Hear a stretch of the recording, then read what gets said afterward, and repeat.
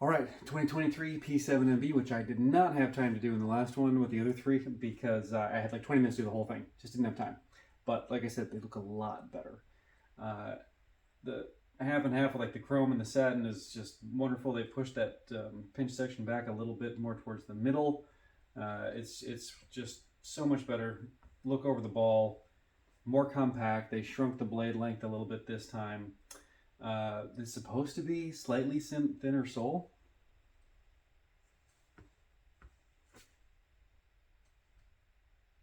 If you say so. But like I said, over the ball, like looks amazing. A little bit more centered weight, which I'm all for.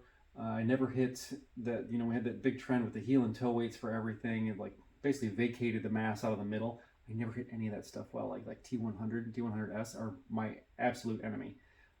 Horrible. I don't know why all the cool clubs that have tons of forgiveness have everything split up this side, and I hit everything better with like a taller hosel and the meat in the middle.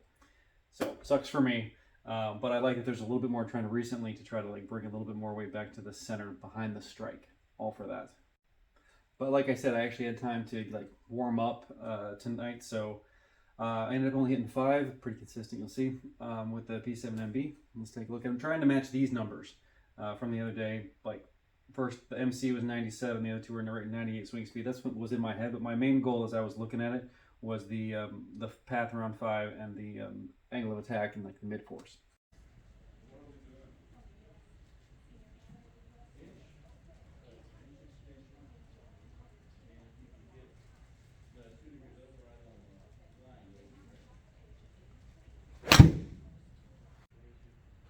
Appreciate it. Thank you.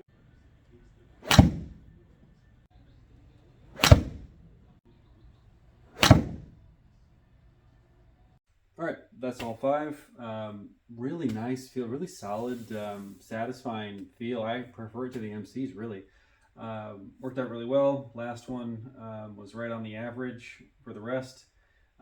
Tried to start off with kind of stock and then move one a little bit left, punched a little harder, was like 136. Then push one back a little right and then back to stock. But like I said, the last one right on the average for the numbers, which you can see. Real consistent on spin. Still can't quite get used to this graphite thing with the 125TX, so it's like kind of struggling to like take my time and find that, especially when I was trying to hit that exact same path and attack, which I did. 5 into out, about mid 4s down on it. Real good efficiency. I mentioned this at 35 degree where the MC was the other day, but I wasn't swinging quite as fast. But I didn't have any miss hits the other day. I like hit 7 of each, and I had one miss hit with the MC and one with the 770 that I kind of had to like. I cooked one with the 770, and I miss hit one with the MC, so it dropped down to like 132. So good efficiency.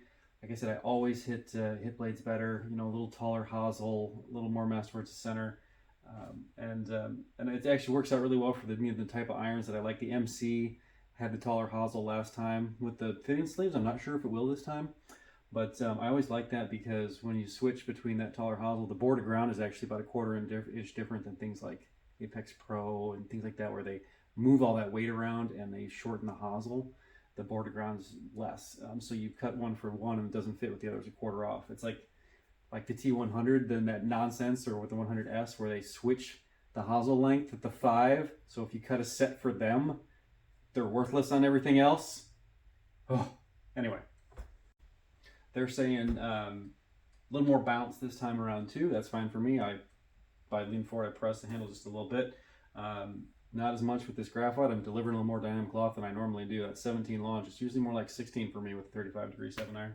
But so yeah, that little bounce won't bug me at all. Probably help actually. A little more forgiveness for most.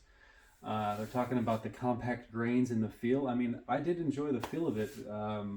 The last, maybe a little bit more than the last ones. I think the 770 felt just a tiny bit better than last time too. Maybe I'm crazy, but I did enjoy them.